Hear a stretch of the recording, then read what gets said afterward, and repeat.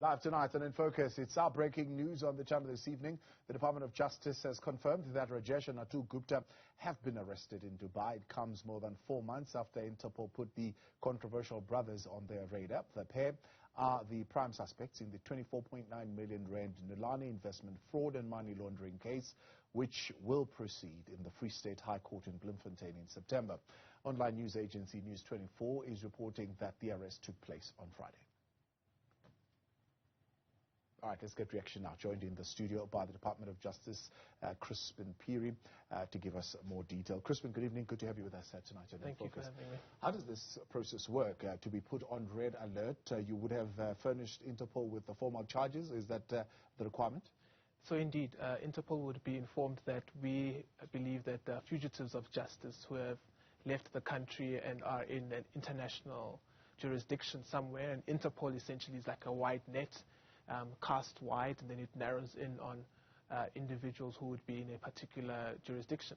So law enforcement agencies would assist Interpol to say, we believe you're looking for X individuals, and the individuals have been duly located and have been arraigned.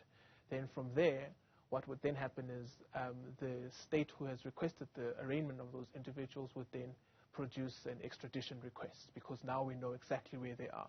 An extradition request cannot happen without you knowing where the suspects are. So it's very important that we establish exactly where they are so that we can then start the extradition process. Yeah. So are they currently in the custody of the Dubai police, or in their arrest in terms of Interpol processes? We believe that they are in the custody of the police of the UAE. Interpol processes normally work with local law enforcement. So you would not necessarily walk somewhere one day and find someone with an Interpol badge. They're normally the local law enforcement agencies of that particular area. So it would be, though, an Interpol process that requires them to be arraigned, but it would be effected, in essence, by local law enforcement agencies. Yeah.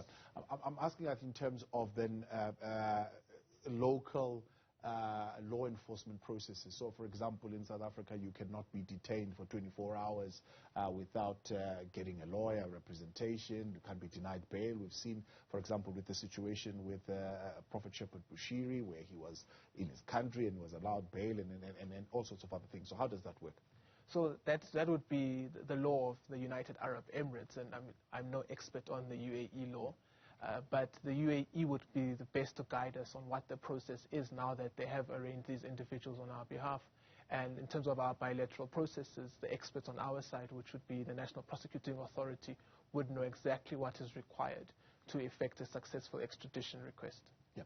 So this arrest does not necessarily mean that the Gupta brothers are on their way to South Africa. No, in fact, I often say extradition requests are not something where you go tap someone on the shoulder and you say, come, let's go. Often what would then happen is that they would be presented to a court of law, where the court would be taken into confidence by the state authorities in that country, that there is these individuals, they are believed to be fugitives, and then they would produce the required documents. And often, as we've seen in our own country, fugitives of justice would then challenge that extradition request. And sometimes it does take quite a long time to effect, but needless to say that we have a very good record on extradition matters. For instance, the Srin Diwani was successfully extradited back to South Africa. There's currently an extradition matter in the UK that is currently progressing. In Malawi as well, the extradition matter there is progressing, as we believe. So we have experience in effecting extraditions, and there's no reason to believe that we would not be successful in this case. The extradition matter in Malawi has taken well over 2 years, and this certainly could delay the current court case that is sitting in the Free State. If you recall, the extradition matter in Srin Diwani, I think, took close to 3 years. So on average, extradition matters, even in our own country, when we have other parties, other countries extraditing various nationals for various reasons, it, for instance, can go right up to the Constitutional Court, which is not a process that happens overnight. So we would expect the same in other countries where fugitives of justice won't give up their freedom that easily, and so they would want to challenge every step of the process. So that's something that we should anticipate, but it's not something that should put us in despair. We should understand that these are rights that are afforded to individuals, and they have the right to exercise them. And we also have the right to ensure that we have crossed our I's, or rather crossed our T's and dotted our I's, to ensure that whatever challenge is put up against what we would require and what we present to the court, we have a valid explanation for it, and justice prevails. Yeah.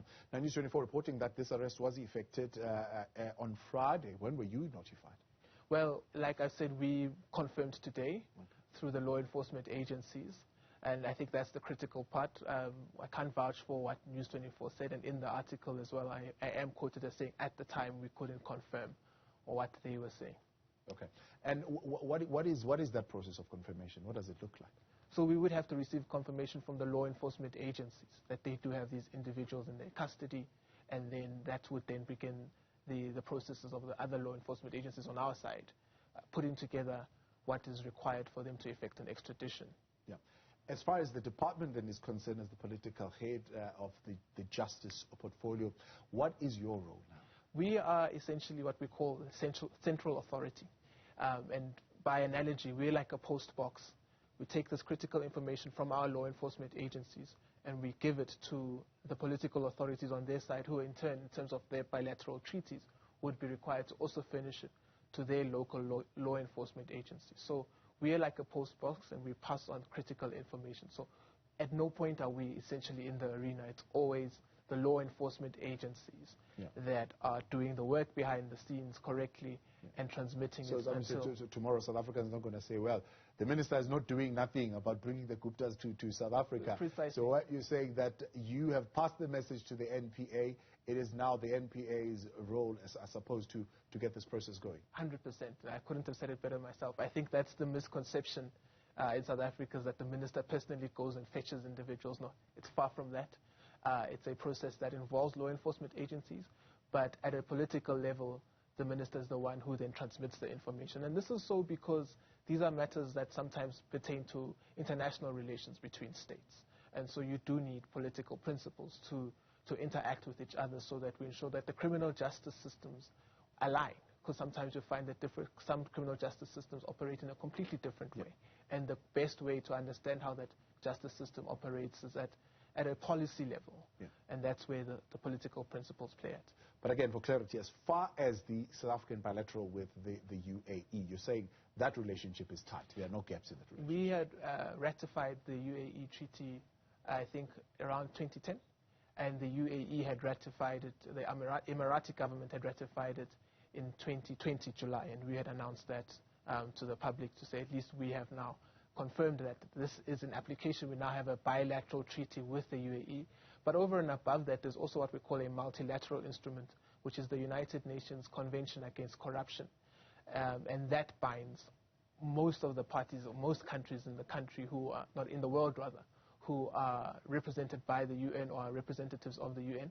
They are then also bound by this UNCAC treaty to effect extradition requests and money laundering requests, etc. So even that is applicable. So in the event where a bilateral treaty falls aside for whatever reason, that multilateral treaty is standing, and it's been used before to effect successful extraditions. Chrispin Phiri, I appreciate your time. Thank you very much for coming on and bringing that clarity. That's Chrispin Phiri. He's speaking on behalf of the Department of Justice.